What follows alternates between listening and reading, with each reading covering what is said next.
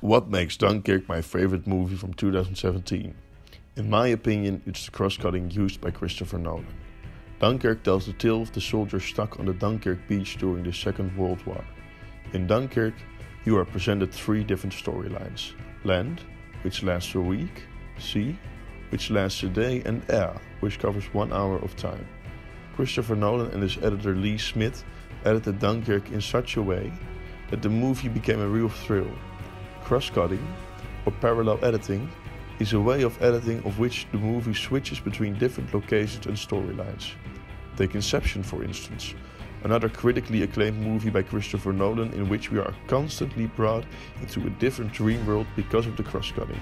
Here, cross-cutting is not only used to not get bored, but it also gives meaning to the movie. It explains why there are different layers of dreams and there is something happening at the same moment but at different dream levels. Christopher Nolan does this in most of his movies. Also, The Dark Knight Rises is a good example. At the end, we switch between the scene on the bridge where Robin is trying to take the children to a safe place, while Batman is chasing Bane's girlfriend, who is carrying a bomb in a truck, and she's ready to make the bomb explode. This says it all. Different characters, different emotions, but edited together, they give you the sense that the events are happening at the same time, and maybe one moment will collide together. The same goes for instance, The Departed, in which cross-cutting shows you the contrasts. The one is active in a gang and undercover at the CIA, while the other one is undercover in the Irish mob gang and works for the CIA. Two different lives, two different people. And it can do much more. Take The Godfather, in which cross-cutting is not only used to create suspense, but cross-cutting is a tool to create a whole new meaning. The most famous scene of Francis Ford Coppola's movie is without a doubt the baptism scene, in which we don't only see a baby being baptized, we see Michael Corleone being baptized in the family with blood and becoming the Godfather. It seems like the killings are happening at the same time as the baby is being baptized. Great. And Dunkirk has all of these things.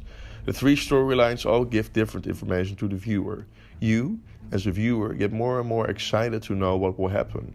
You also get confused because every time span of the storyline is different. It could be that the events are not happening at the same time at all, but due to the cross-cutting, it makes you think they do. You see a ship that has sunk at the beginning of the movie.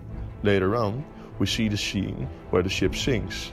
And then we switch to another pilot who is sinking. All these cuts, they are in relation with each other and add suspense and emotion to every single scene that's becoming after your scene. And then, finally, every storyline comes together in a huge climax at the end, where the ship nears Dunkirk, the soldier ship has sunk, the soldiers are saved, and the Joint Strike Fighter flies above the sea to save all the soldiers.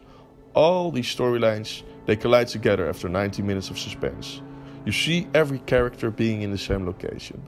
And that's what you hope for. And that's what you got. And that's what cross-cutting can do.